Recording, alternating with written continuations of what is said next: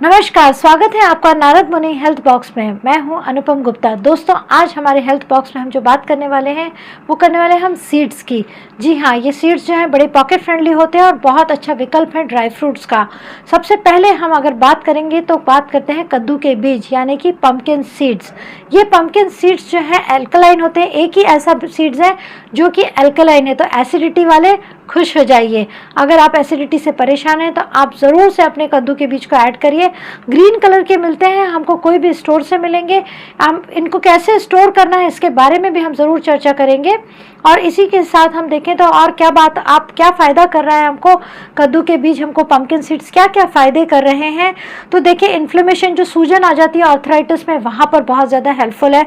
Zinc से भरपूर होते हैं, मिनरल्स बहुत सारे हैं, तो बिल्कुल इसको ध्यान में रखना चाहिए कि हमें इनको रेगुलर लेना है। साथ ही कोलेस्ट्रॉल लेवल को कम करते हैं और 100 ग्राम अगर कद्दू का बीज लेते हैं तो लगभग 30 ग्राम प्रोटीन मिल सकता है, पर इतने सारे नहीं खाने हैं। क्वांटिटी हमेशा 1 चम्मच से ज़्यादा नहीं लेनी है। और ये जो सीड्स होते हैं ना, जब भी मील्स हमको कभी भी हमको भूख लगती है, सबसे अच्छा विकल्प होते हैं।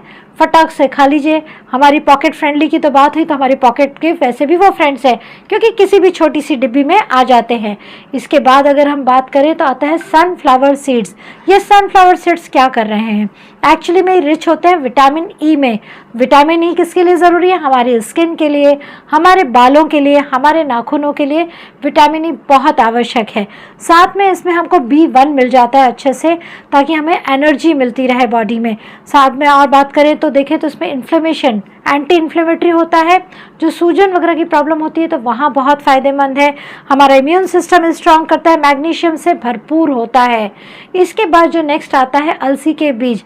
पहले तो इसको कहा जाता था जानवरों का खाना, पर ये जानवरों का खाना नहीं है। जब इसका रिसर्च हुई तो पता चला ये तो भरपूर रूप से ओमेगा 3 का सबसे अच्छा वेजिटेरियन सोर्स है, तो इसको बिल्कुल ऐड करिए। बट इसका तरीका है, इसको सबसे पहले हमको ध्यान रखना है, हमको उतना ही लाना है जितना हम कंज्यूम कर सकते हैं।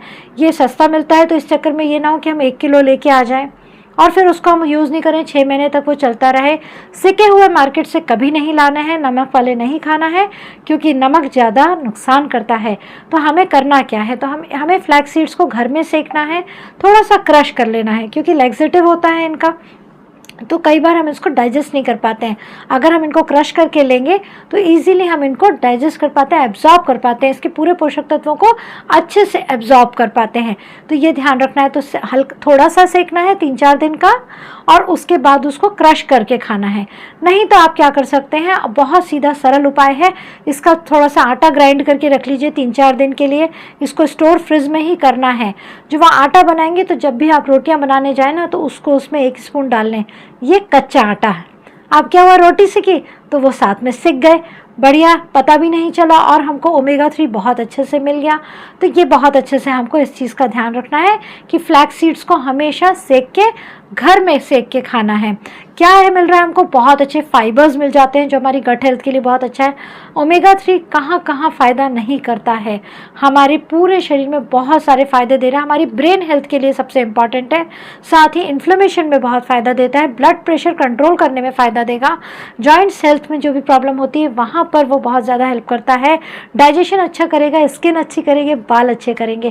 तो इस तरह से हमको फ्लैक्स सीड्स यूज़फुल हैं। साथ ही वेट कंट्रोल होगा, एंटी एजिंग, एवरीवन वांट्स कि कुछ एंटी एजिंग मिल जाए। यस, हमारे पास है ना स्रोत, फ्लैक्स सीड्स ऐड करिए अपनी डाइट में। इसके साथ ही मैं अभी आपको आगे बताने वाली हूँ सीड साइकिल। इसके बाद अगर हम अपने घरेलू बीजों की बात करें तो आने वाला है जनवरी 2023, और क्या आएगा, संक्रांति। और हमारे कल्चर में क्या है, तिल को बहुत महत्व दिया गया है। जी हाँ, सेसमे सीड्स ये कहाँ काम आ रहे हैं, ये बहुत जगह काम आते हैं, बट इनके लड्डू बना के नहीं खाना है। आप तिल को कैसे ले सकते हैं, किसी भी सब्ज़ी में ऊपर से डाल दीजिए, साथ में कुछ सेक के रख लीजिए। आप इस तरह सॉस के साथ मिला के आप कुछ खा सकते हैं मंचिंग के लिए, और या फिर आपके पूरे सीड्स के साथ एक पैकेट बनाएंगे तो आप उसमें भी डाल सकते हैं। ये वहाँ भी आपको बहुत सारा फ़ायदा देगा। फ़ायदे क्या क्या देगा, तो सबसे पहले तो कोलेस्ट्रॉल लेवल को कम करना है अगर, तो तिल को खाना शुरू करिए। हार्ट के हेल्थ के लिए बहुत फ़ायदेमंद है, डायबिटीज़ वालों के लिए बहुत फ़ायदेमंद है, डाइजेशन में बहुत प्रॉपर हमारा इम्प्रूव होता है क्योंकि फाइबर्स बहुत अच्छे मिल जाते हैं। ओरल हेल्थ के लिए भी बहुत अच्छा फ़ायदे करता है। रेस्पिरेटरी प्रॉब्लम से अगर तो वहाँ पर तिल का सेवन करना चाहिए, बट तिल से कई लोगों को एलर्जी होती है, तो वो बिल्कुल ध्यान रखें कि अगर उनको एलर्जी है तो वो प्लीज़ वो इसका कंजम्पशन ना करें। साथ ही इम्यून सिस्टम में बहुत हेल्पफुल है। रेडिएशन, अगर कोई एक्सरे उसमें जैसे रूम में बाहर बैठता है या फिर कुछ बहुत सारे ऐसी कुछ थेरेपीज चल रही हैं, तो वहाँ भी जो है रेडिएशन से हमको ये बचाव का काम करता है, तो इसलिए उसमें तिल लेना चाहिए अपनी डाइट में।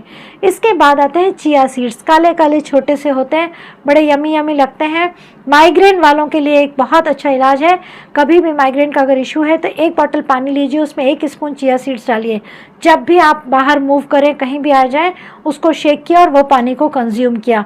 उससे क्या होता है, हमें एक सैटिस्फैक्शन लेवल मिलता है, फाइबर्स भी मिल जाते हैं, बहुत सारे मिनरल्स और विटामिन्स मिलते हैं हमको, और साथ में हमको पेट में जो हमको सेटिस्फेक्शन मिलता है, तो भूख वाला जो प्रॉब्लम होता है ना, वो नहीं होता है।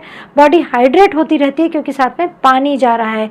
क्या फ़ायदे हैं अगर इसकी बात करें तो अगेन वही, डाइजेशन के लिए बहुत हेल्पफुल है, वेट लॉस के लिए बहुत हेल्पफुल है, आर्थराइटिस वालों को बहुत सारे फ़ायदे मिलेंगे इससे।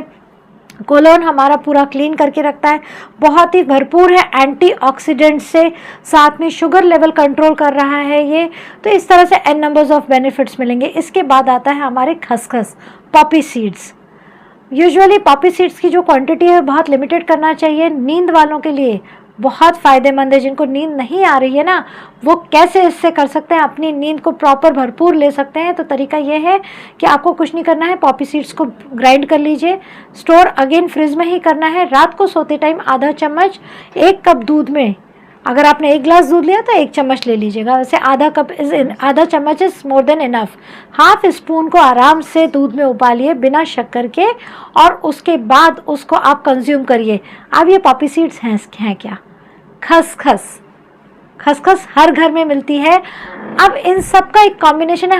हम लोग बचपन से हम लोग हलवा खाते आते थे, बट अब समय अवेयरनेस आई तो पता चला नहीं भाई, बहुत नुकसान करता है, इतना सब कुछ मीठा नहीं खाना है। तो अपन किस तरह से ले सकते हैं, तो ये ध्यान रखिएगा कि खसखस को हम अपने के भी ग्रेवी में डाल सकते हैं, हम साथ में अपना दूध में ले सकते हैं, उसको ग्राइंड करके रख सकते हैं, और बहुत ही बेनिफिशियल है। तो बच्चों को भी देना चाहिए, बट क्वांटिटी उसकी हमेशा लिमिटेड होनी चाहिए। कहाँ फ़ायदा करेगा? बोन की स्ट्रेंथ में फ़ायदेमंद है, कैल्शियम से भरपूर होता है। नींद वालों का तो मैंने आप लोगों को बता ही दिया कि नींद के लिए जितने भी इंसोम्निया वाले हैं उनके लिए बहुत इंपॉर्टेंट रोल प्ले करता है। आँखों की रोशनी के लिए बहुत हेल्पफुल है। साथ में किडनी स्टोन्स की प्रॉब्लम है तो वहाँ भी फ़ायदा करता है खसखस। तिल की बात चल रही थी तो तिल याद आ रहा था, संक्रांति आ रही है ना एक्चुअली में। देन डायबिटीज़ वालों के लिए बहुत बेनिफिशियल है। इनफैक्ट डैंड्रफ की भी अगर शिकायत है तो वहाँ भी खसखस बड़ा हेल्पफुल है, क्योंकि एक तरह से ये हमारे अंदर ऑयल दे रहा है, तो वो पूरा क्लीनिंग करता है, एक अच्छा एंटीऑक्सीडेंट से भरपूर हो रहा है। तो इस तरह से तो ये कुछ बीजों की बात हो गई, हमने कुछ सीड्स के बारे में बात करी। पीसीओडी की अगर प्रॉब्लम है गर्ल्स को, तो वहाँ पर सीड साइकिल बहुत इंपॉर्टेंट रोल प्ले करती है। पीसीओडी वाले जितने भी हैं वहाँ पर आपको हेल्प करेगी सीड साइकिल। सीड साइकिल के लिए कैसे करना है हमको, हमारा जो डे 1 होता है पीरियड्स का, वहाँ से हम कैलकुलेट करते हैं 1 to 14 and then again 15 to 28 days का। अभी कई लोगों को ऐसा होता है कि पीरियड्स 2 से 3 महीने में आते हैं, वो परेशान हो रहे हैं, उनकी डेट्स नहीं है।